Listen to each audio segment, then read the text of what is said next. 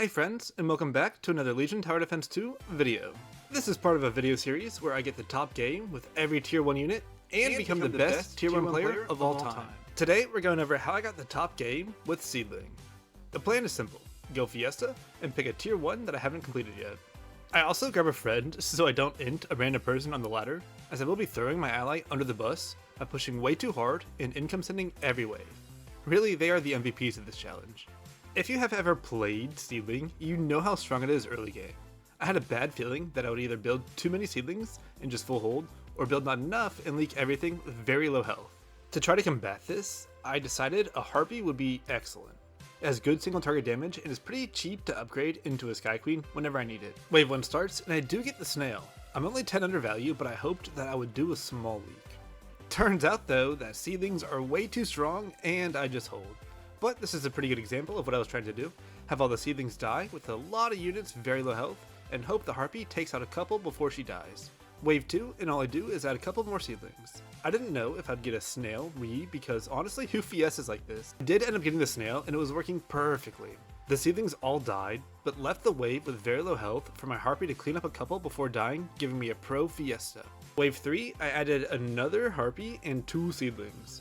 I probably didn't need so much, as the person sending into me was pretty overbuilt on wave 2, and the chances of a really big send into me were pretty low. Yeah, I only got the Snail, and oh my goodness, are these pixies OP. They don't even reach my Harpies this wave. Wave 4, I pushed just enough to make sure I could get the Sky Queen for wave 5. I didn't think they would send here because my Harpies and my ally is Trinity Archer. It was always going to be wave 5. I leaked slightly more than I would have liked, but it's okay. I've got 8 workers and enough money for my Sky Queen next wave. Wave 5 is here, and most likely so is their big send. With the Sky Queen, I hoped I would kill at least the boss and some of the small scorpions. But I hadn't realized how bad the situation would be until it started happening to me.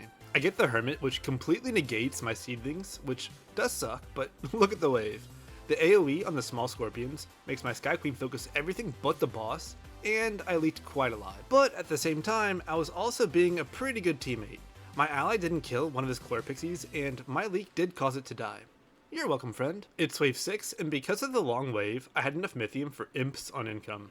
I figured, hey, his units aren't the greatest here, so let's try it. My ally also sent a Brute, knowing he could get the second after income, possibly leading to some big king damage. I pushed a bit and added just a work to hopefully buy a little bit of time for the Seedling's AoE. My ally did not push because he knew as long as he holds the resend, he is set to push very hard after. That, and I was probably going to leak pretty bad to a resend. I got the 2 Rebos and ended up leaking pretty badly, but fortunately so did they. The guy I'm sitting into went a big Oathbreaker, but unfortunately got his Pilgrim sniped immediately, leading to a big leak. My ally's 2 Brute Sends also did quite well, and we got some good king damage and gold. My plan for this game was to push really hard early and then just abuse the Disciple and Crab combo to never leak again. To accomplish this, I needed more tanks. I luckily rerolled into the perfect units. I've now got a good natural, fortified, and arcane tank. I decided it would be worth a resend.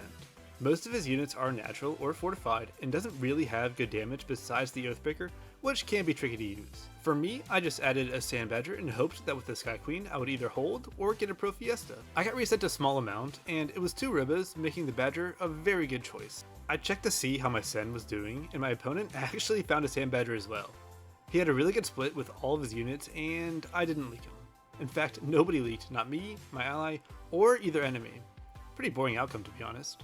Wave 8 was here, and I knew I had to prepare for wave 9, so I added a Mudman. My ally didn't really have any answers for the wave, and was probably going to get a pretty big send.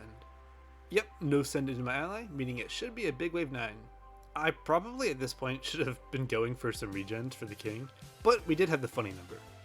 I had thought about skipping wave 7 for a big wave 8, because the guy I'm setting into is mostly impact damage, which is garbage on wave 8.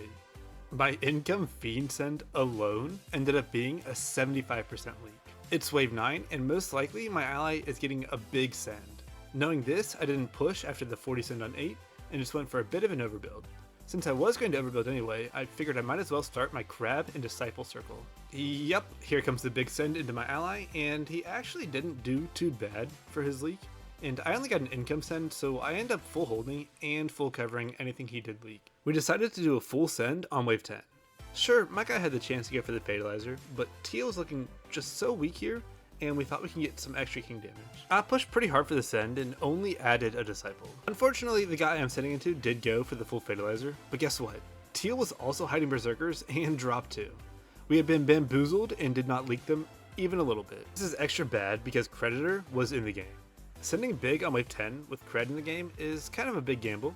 If you leak them enough, they won't have enough money to full cred. However, if you fail the send, it almost guarantees them a free Creditor. Luckily, they sent it to us as well. Wave 11 and both my ally and I took cred, and most likely so did they. I pushed a bit and just added another crab, giving me almost the perfect cred gold. We income kinged to try to have enough money to hold and get a full cred off. They had the same plan too, and everybody just held. Sorry friends, I did end up going some king regen, therefore ruining the funny number. For wave 12, I finally upgraded my disciple. Normally you want at least 3 units around it to really benefit from the mana regen. Nobody sends, and everybody holds, but I got a full cred off and my star color, so I should be okay to get another full cred next wave. Wave 13, and I really don't think they're going to send.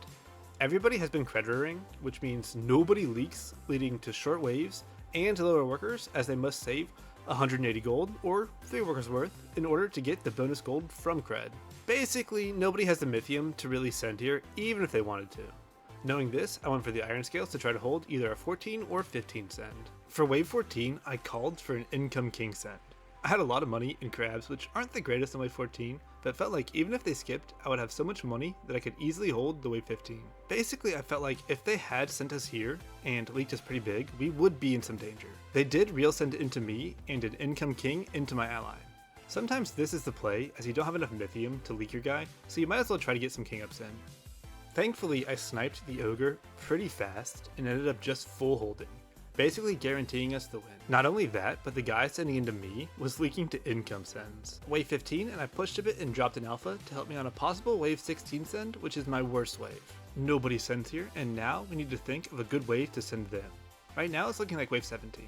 They have a lot of fatalizers and death caps, so our hope was that they would overbuild for 16 by adding more. Neither unit is strong on wave 17, so if they did add more, our send would be that much better. Wave 16, and all I can do is add some tanks and hope that I didn't get suied into.